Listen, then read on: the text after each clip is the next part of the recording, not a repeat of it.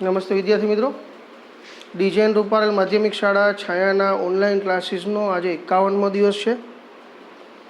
આપણે જે ચેપ્ટર કરી રહ્યા હતા એનું નામ છે ભાગીદારનો પ્રવેશ.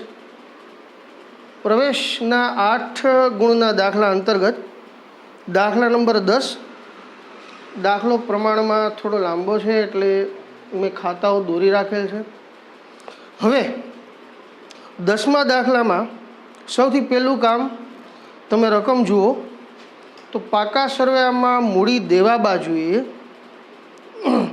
બંને ભાગીદારોની મૂડી આપેલ છે.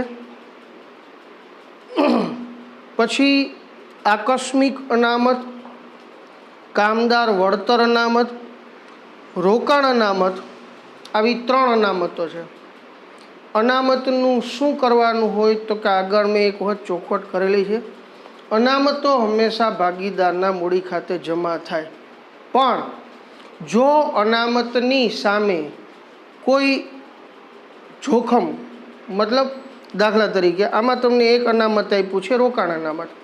રોકાણ અનામત આપ્યું છે, જે આપ્યું હોય 25,000 કે 30,000, સામે રોકાણની કિંમત ઘટતી હોય તો રોકાણ અનામતમાંથી કાઢવાની, અને પછી જો રકમ વધે તો એને ભાગીદારના મૂડી ખાતે વેચી દો. જો કોઈ પણ પ્રકારનું જોખમ ન હોય તો પૂરેપૂરી અનામત વેચી દેવાની. જોખમ હોય તો એ જોખમને કાઢ્યા પછી જો રકમ વધે તો ભાગીદારને વેચી દેવાની, પણ ન વધે, સામે ઘટે તો એ રકમ નુકસાન પેટે પુનઃ મૂલ્યાંકન ખાતે ઉધાર આવશે.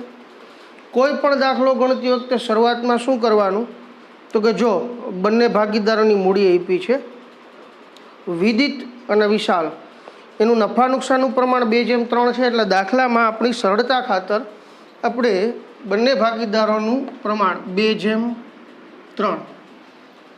કોઈ પણ દાખલો ગણતી વખતે આપણી સરળતા માટે થઈ અને આપણે નફા નુકસાનનું પ્રમાણ લખી નાખવાનું.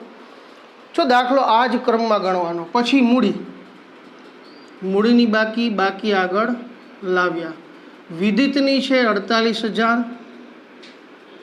અને વિશાલની છે 60,000. ત્રીજો ભાગીદાર પ્રવેશ પામશે, હજી આપણે એ શબ્દ ઉપર નથી પહોંચ્યા. પછી લખવાનું રોકડ અથવા તો બેંક સિલક. તો પાકા સરવાળામાં મિલકત લેણા બાજુએ તમને બેંક સિલક આપેલી છે 8,400, તો રોકડ ખાતું અથવા તો બેંક ખાતું. કેટલા આપ્યા છે? રોકડની બાકી કેવી હોય? ઉધાર, એટલે બાકી આગળ લાવ્યા 8,400. મૂડી અને રોકડ દરેક ખાતામાં પહેલાં લખી નાખવાની. પછી અનામતો વેચવાની, પણ વેચતા પહેલાં જોવાનું એના ઉપર કોઈ હવાલો છે. દાખલા તરીકે તમારી પાસે આકસ્મિક અનામત છે. આકસ્મિક અનામત છે ₹9,000. તો તમને આપવામાં આવેલા 9 હવાલામાં તમે વાંચો કે ક્યાંય કોઈ અકસ્માત થયો હોય અને તમારે કારીગરને રૂપિયા દેવા પડતા હોય એવા કોઈ સંજોગો છે તો જો પહેલો હવાલો નથી, બીજો નહીં, ત્રીજો નહીં, ચોથો નહીં, 5મો નહીં, 6, 7મો રોકાણોનો છે અને 8મો કારીગર વળતરનો છે, જેના માટેની અનામત ઓલરેડી છે. એનો મતલબ કોઈ કારીગરને ક્યાંય અકસ્માત થતો નથી. એનો મતલબ એવો થયો કે કારીગર આકસ્મિક અનામત છે ₹9,000, જે તમારે બાકી બંને ભાગીદારોને વેચી દેવાની. આકસ્મિક અનામત 9,000ને કયા પ્રમાણમાં વેચવાની? 2:3.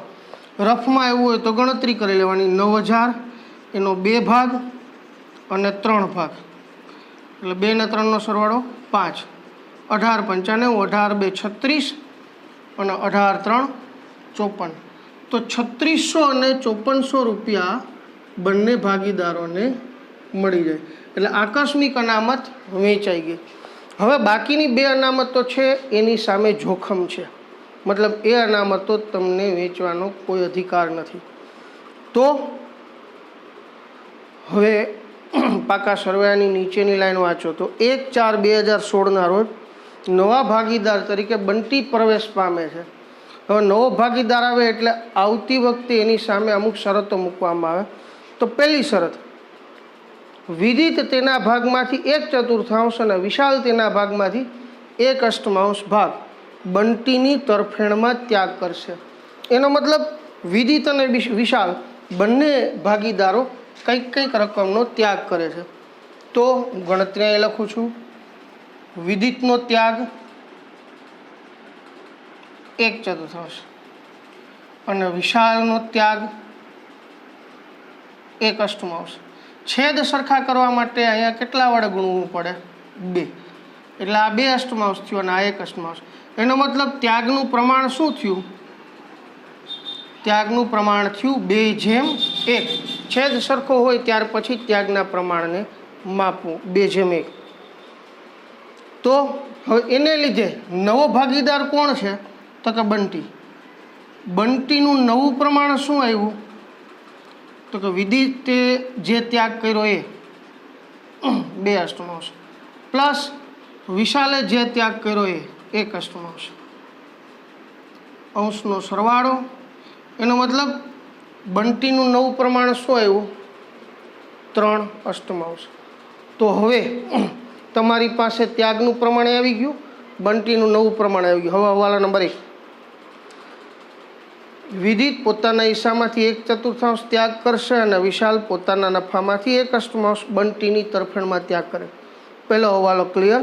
બીજો, બંટી મૂડી તરીકે 72,000 અને એના ભાગની પાઘડી રોકડમાં લાવશે. એના ભાગની કેટલી એની ચર્ચા આપણે પછી કરીએ. સૌથી પહેલાં તો બંટી મૂડી તરીકે 72,000 રોકડમાં લાવે છે. રોકડ આવે એટલે આમ નોંધ પ્રમાણે રોકડ ખાતે ઉધાર અને આપનાર વ્યક્તિ છે બંટી, તો બંટીના મૂડી ખાતે જમા. આમ નોંધની ખતાવણી રોકડ ખાતે ઉધાર, તો રોકડ ખાતાની ઉધાર બાજુએ કોણ લઈ આવે છે? બંટી. કેટલા રૂપિયા લઈ આવે છે? તો કે 72,000 રૂપિયા લઈ આવે છે. તો 72,000 રૂપિયા રોકડ આવી અને લઈ આવનાર કોણ થયો? બંટી. તો રોકડ ખાતે બંટીના ખાનામાં, એટલે હવે આ બંટીની મૂડી થઈ, 2 જણાની મૂડી હતી અને ત્રીજાની મૂડી થઈ. ટૂંકમાં એક હવાલામાં 2 હવાલા સામેલ હતા. તો એક હવાલામાંનો એક પાર્ટ જે મૂડી તરીકે લઈ આવે એની એન્ટ્રી થઈ. હવે શબ્દ વાપર્યો છે તેના ભાગની પાઘડી રોકડમાં લાવશે. તો બંટી કેટલી પાઘડી લઈ આવે એની ચોખવટ નથી, એ તમારે ગોતવાની. તો બંટીના ભાગની પાઘડી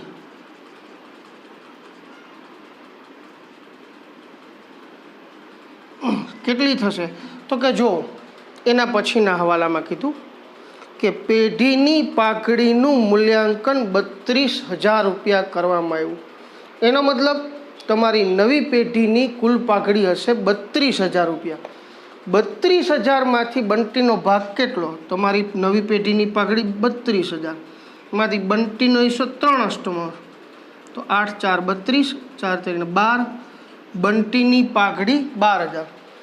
તો ત્રીજા હવાલામાં પેઢીની કુલ પાઘડી 32 કીધી, 32માંથી 12 થયા બંટીના. એનો મતલબ બંટીએ પાઘડી પેટે રૂપિયા 12,000 લઈ આવવા પડે. તો એની આમ નોંધ આ ચેપ્ટરમાં શરૂઆતમાં ભણ્યા. એક તો રોકડ ખાતે ઉધાર, તે બંટી મૂડી તરીકે લઈ આવ્યો. તો બંટીની મૂડી ખાતે કેટલા રૂપિયા? 72,000. તે નવી પાઘડી આવે એને શું કહેવાય?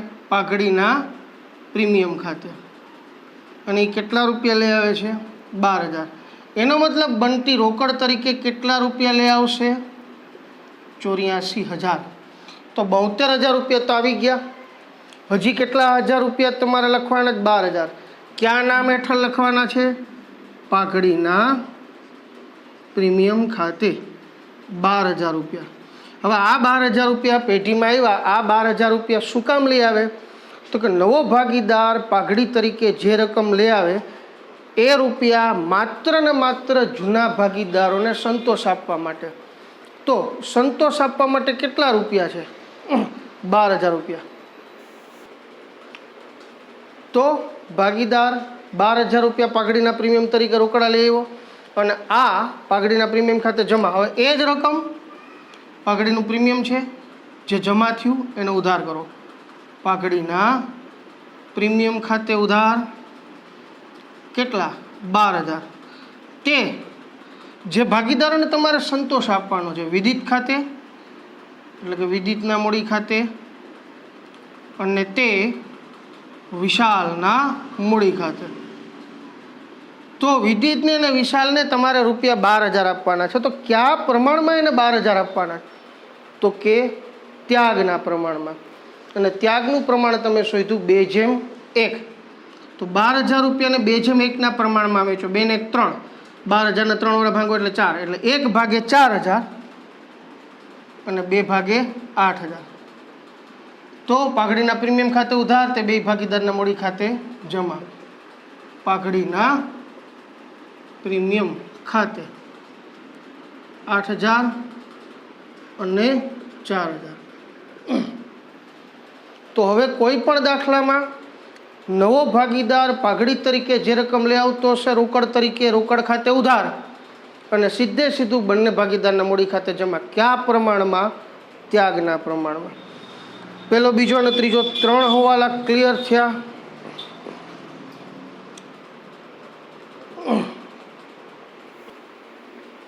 હવાલા નંબર 4, વિદિત અને વિશાલ, જેને બેયને અત્યારે 8,000 અને 4,000 રૂપિયા પાઘડી મળી ગઈ, એ પાઘડીમાંથી 50% પાઘડી રોકડમાં તરત ઉપાડી જશે. ફરી પાછું, વિદિત અને વિશાલને અત્યારે પાઘડી તરીકે 8,000 અને 4,000 મળ્યા છે. એ રકમમાંથી 50% રકમ બે રોકડમાં ઉપાડી જાય. રોકડ ગઈ એટલે રોકડ ખાતે જમા. હવે પાઘડી ઉપાડી જાય જે રકમ, તો અત્યારે મૂડીમાં જમા થયા. હવે એને શું કરવાનું? ઉધાર. તો વિદિતના મૂડી ખાતે ઉધાર, વિશાલના મૂડી ખાતે ઉધાર,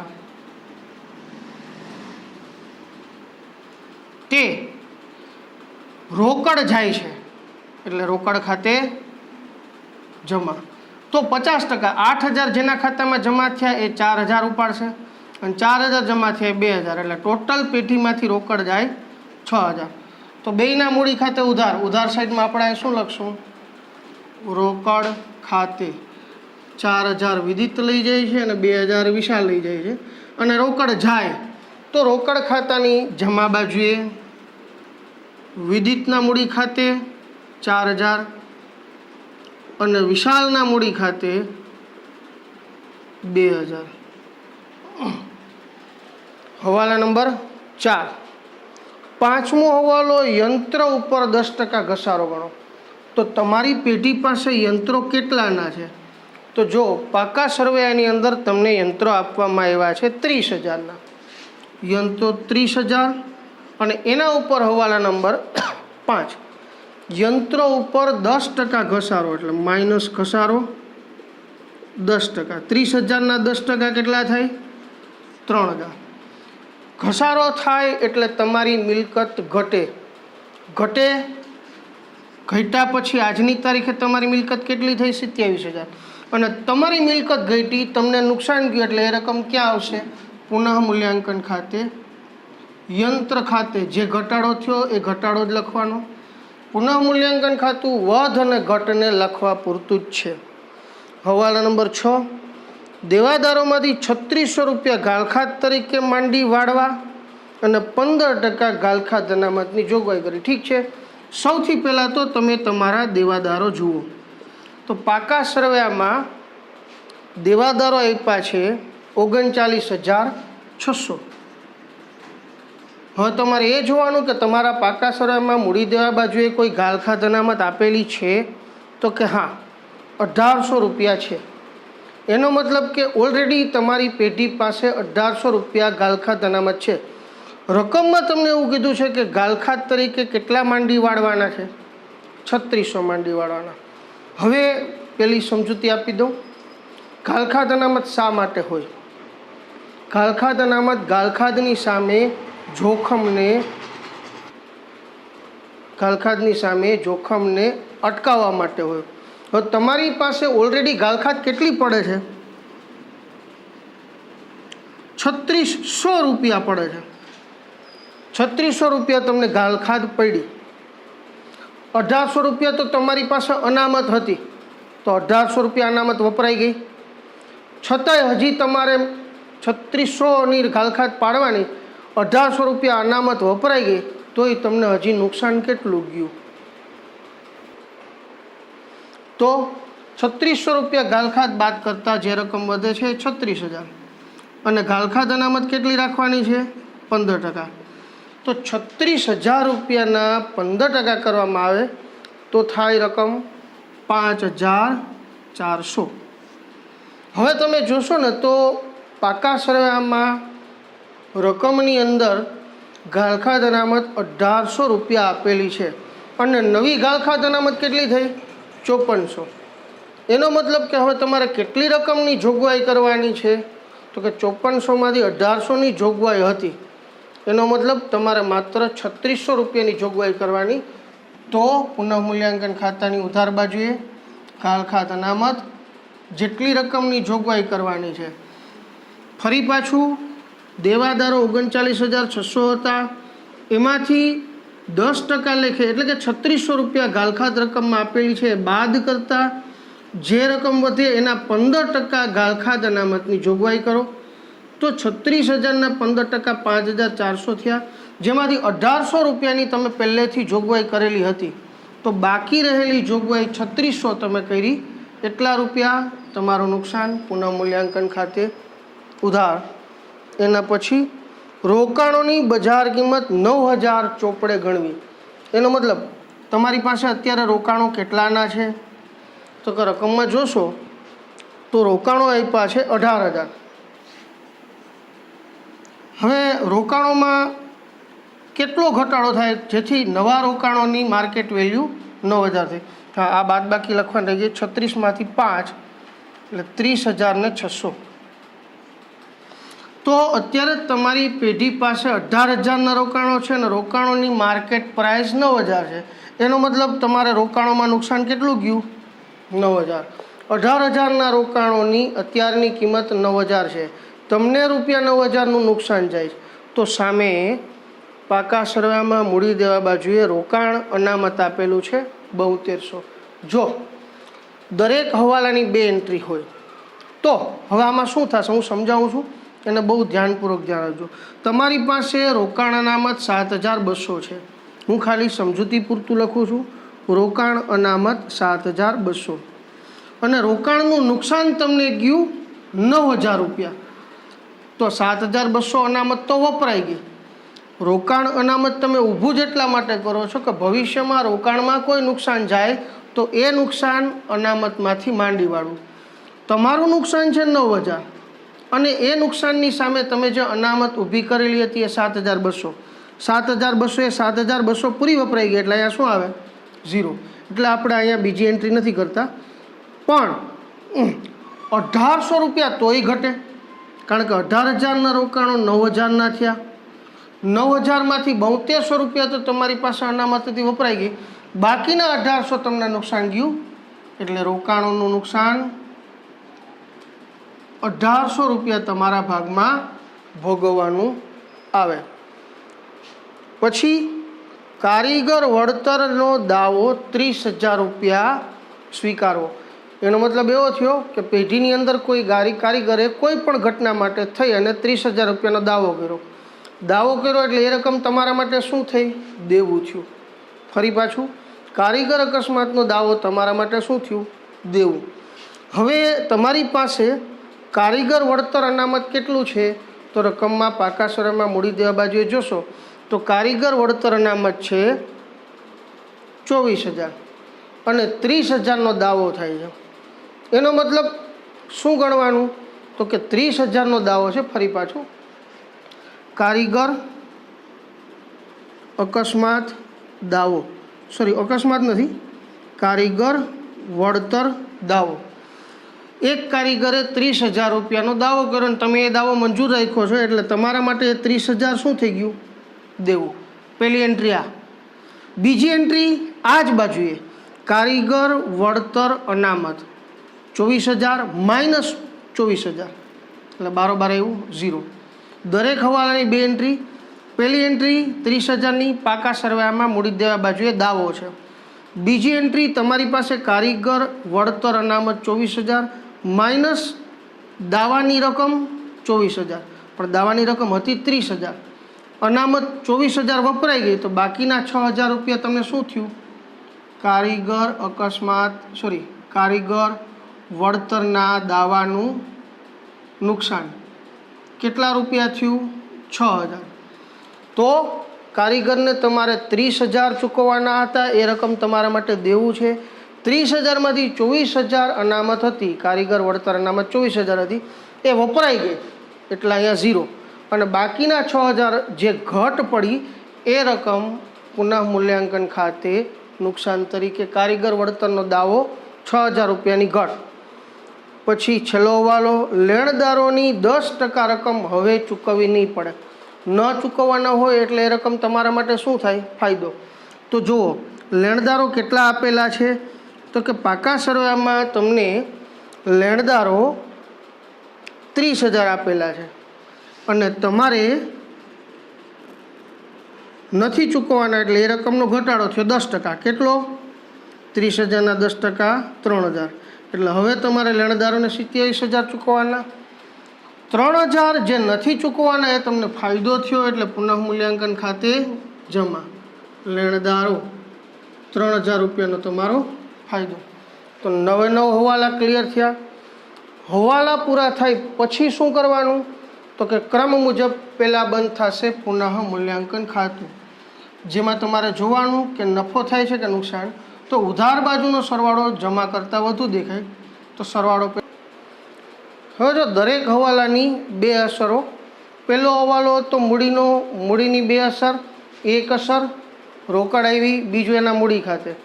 બીજો હવાલો હતો પાઘડીનો, જેમાં રોકડ આવી એના મૂડી ખાતે જમા થયું, પાઘડીના પ્રીમિયમ તરીકે જમા થયું, એ પાઘડી પાછું બેયના મૂડી ખાતે જમા થઈ. બરાબર, એટલે એની પણ 2 અસર. પછી એ મૂડી ઉપાડી ગયા તો જે રકમ મૂડી ખાતે ઉધાર થઈ રોકડમાં જમા. પછી જે હવાલા હતા યંત્ર ઉપર 10% ઘસારો તો એક પાકા સરવાળામાં અને ઘટ પડી એ પુનઃ મૂલ્યાંકન ખાતે ઉધાર. પછી દેવાદારોમાંથી 3600 રૂપિયા ગાલખાદ, જે ગાલખાદની રકમ દેવાદારોમાંથી બાદ કરી અને પુનઃ મૂલ્યાંકન ખાતે લખવાની બાકી રહી ગયેલી 3600 ગાલખાદ બાદ કર્યા. પછી જે રકમ વધી એના 15% લેખે ગાલખાદ અનામત. 36,000ના 15% 5,400 થતા હતા. 5,400માંથી ઓલરેડી તમારી પાસે રહેલા પાકા સરવાળામાં 1,800 રૂપિયા ગાલખાદ અનામત હતી, તો બાકી ઘટતી રકમ 3600 અનામત. બીજી એન્ટ્રી રોકાણોમાં ઘટ જે પડી તો કે 18,000ના રોકાણોની બજાર કિંમત 9,000 છે તો 9,000 ઘટ્યા, એક એન્ટ્રી. બીજી એન્ટ્રી તો કે તમારી પાસે 7200 રૂપિયા રોકાણ અનામત હતું, એ 7200 વપરાઈ ગયું અને છતાંય જે રકમ ઘટી એ પુનઃ મૂલ્યાંકન ખાતે ઉધાર. એવી જ રીતે અન્ય ઘટાડો છે કારીગર વળતરનો 30,000નો દાવો. કારીગરને 30,000 જે રકમ દેવાની છે તમારા માટે દેવું છે, મૂડી દેવા બાજુએ.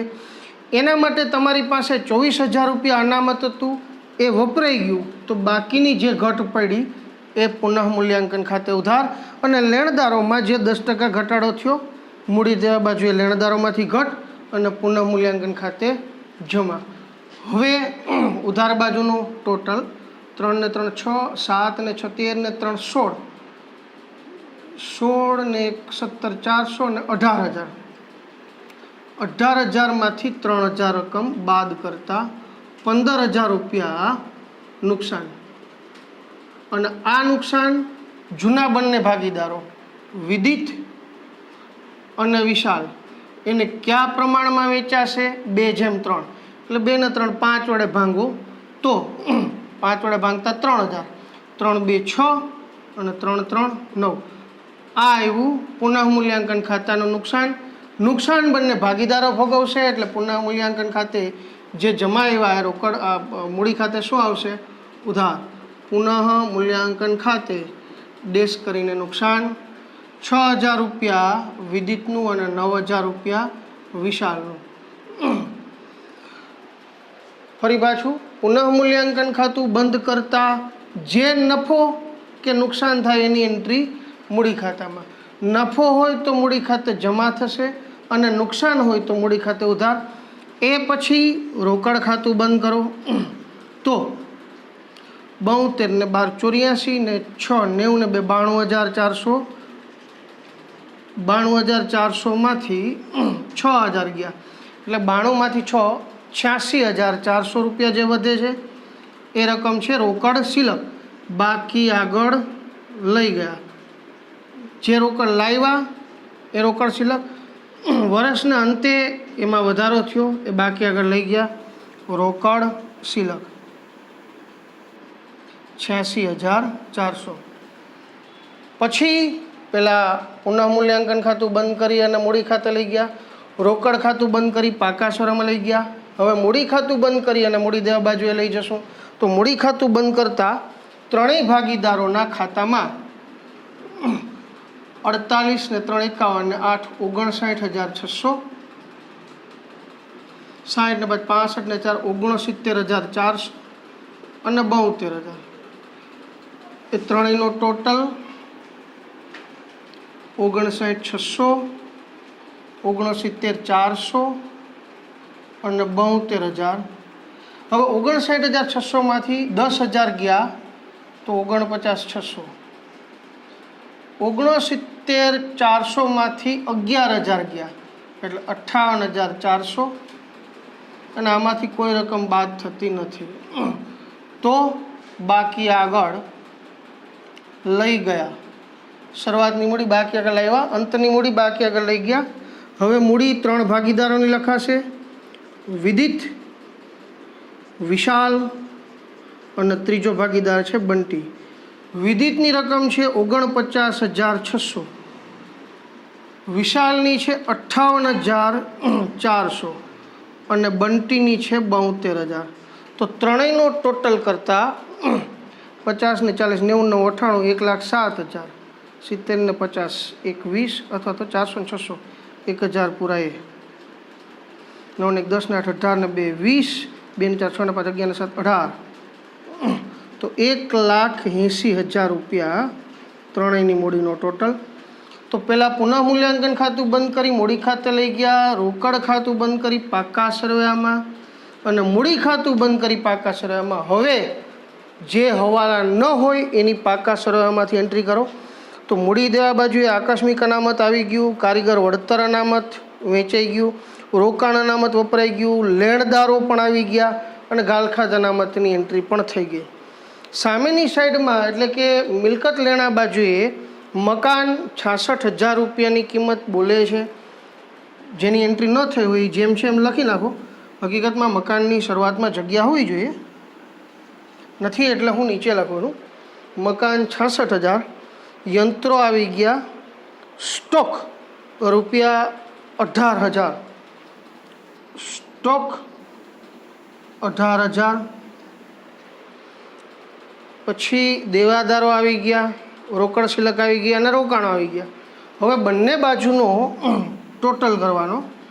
1,80,000 2,07,000, 2,37,000 મૂડી દેવા બાજુનું ટોટલ છે. મિલકત લેણા બાજુમાં સરવાળો કરવામાં આવે તો 2,27,000 રૂપિયા plus 30,600 plus 9 plus 86,400 plus 66 plus 18, 2,37,000. પાકા સરવાળાની બંને બાજુનું ટોટલ 2,37,000 છે. જો ના આવે તો તમારી કોઈ પણ હવાલાની બીજી એન્ટ્રી બાકી છે એવું સમજી લેવું. જરૂર પડે તો વિડીયોને ફરી પાછું રિવાઇન્ડ કરી અને જોવો.